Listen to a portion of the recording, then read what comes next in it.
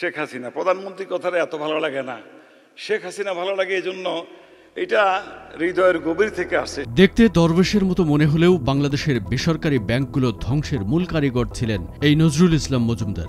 শেখ হাসিনার শাসনামলে বেসরকারি ব্যাংকগুলোর স্বাভাবিক কার্যক্রম কঠিন করে তুলেছিলেন এই ব্যাংক খাতের স্বঘোষিত পিতৃপুরুষ।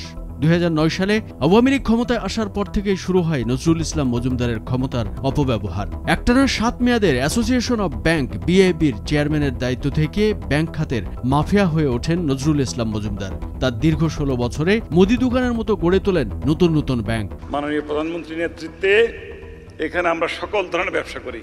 ব্যাংক উদ্যোক্তাদের অভিভাবক হলেও তার সামনেই চলেছে ব্যাংক লুটের মহা উৎসব। সেদিকে না তাকিয়ে নিজের স্বার্থ সিদ্ধির জন্য সাবেক প্রধানমন্ত্রীর প্রতি আনুগত্য প্রকাশ করতে কম কিছু করেনি নজরুল ইসলাম মজুমদার। বিভিন্ন সময়ে প্রধানমন্ত্রীর নাম ভাঙিয়ে ত্রাণ তহবিলে সহায়তার নাম ভাঙিয়ে ব্যাংক খাতে করেছেন লাগামহীন চাঁদাবাজি। অনেককে বাধ্য করতেন ত্রাণ সহায়তা দিতে। তার এমন কর্মকাণ্ডে অনেকে বিরক্ত হলেও বন্ধ রাখতেন মুখ। আড়ালে তাকে ব্যাংক খাতে দরবেশ নাম দিয়েছেন ভুক্তভোগীরা। গত 50 বছরে যে উন্নয়ন হয় নাই, গত 14 বছরে সেটা হয়ে গেছে। নজরুল ইসলাম মজুমদার এক্সিম ব্যাংকের চেয়ারম্যান ও অন্যতম উদ্যোক্তা পরিচালক। নিজে চেয়ারম্যান হওয়ার পাশাপাশি ব্যাংকটিতে কায়েম করেছেন পরিবারতন্ত্র। তার স্ত্রী নাসরিন ইসলামও এক্সিম ব্যাংকের পরিচালনা পর্ষদের সদস্য। 2024 সালের 18 মার্চ এক্সিম ব্যাংকের সাথে একীভূত হতে সমঝোতা স্মারক সই করেছেন চতুর্থ প্রজন্মের ব্যাংক পদ্মার সাথে। এরপর এ নিয়ে কোনো অগ্রগতি শোনা যায়নি।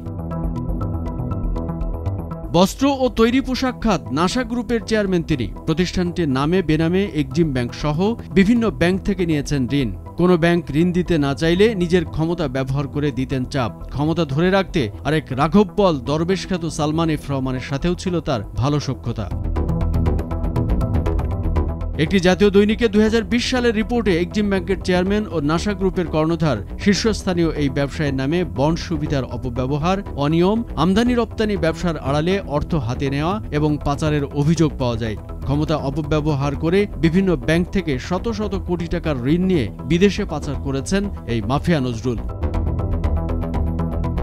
সন্দেহভাজন ব্যক্তি ও প্রতিষ্ঠানের অবৈধ সম্পদ অর্জন, কর ফাঁকি নিয়ে অনুসন্ধান শুরু করেছে জাতীয় রাজস্ব বোর্ডের ইন্টেলিজেন্স সেল। তালিকায় থাকা 5টি প্রতিষ্ঠানের মধ্যে নাসা গ্রুপের চেয়ারম্যান নজরুল ইসলাম মজুমদার এবং সংশ্লিষ্টদের ব্যাংক হিসাবের তথ্য চেয়ে বিভিন্ন ব্যাংক, আর্থিক প্রতিষ্ঠান, সিকিউরিটি এক্সচেঞ্জ, সঞ্চয় অধিদপ্তর সহ বিভিন্ন দপ্তরে চিঠি পাঠানো হয়েছে। 22 আগস্ট এক সংবাদ বিজ্ঞপ্তিতে এই তথ্য জানানো হয়। ওই বিজ্ঞপ্তিতে বলা হয়, পর্যায়ক্রমে এসব ব্যক্তি ও প্রতিষ্ঠানের বিরুদ্ধে শাস্তিমূলক ব্যবস্থা নেওয়া হবে। সরকারি বেসরকারি মিলে প্রায় 13টি ব্যাংকে নজরুল ইসলাম মজুমদারের নাসা গ্রুপ ও তার অঙ্গ প্রতিষ্ঠানের নামে ঋণ রয়েছে। এর মধ্যে 8টি ব্যাংক থেকে সীমার অতিরিক্ত ঋণ নিয়েছেন তিনি। রপ্তানি আবেদনে ঋণ নিলেও তার ব্যবহার করেছেন ভিন্ন খাতে। এসব ঋণের শত শত কোটি টাকা তিনি নিজে উত্তোলন করেন।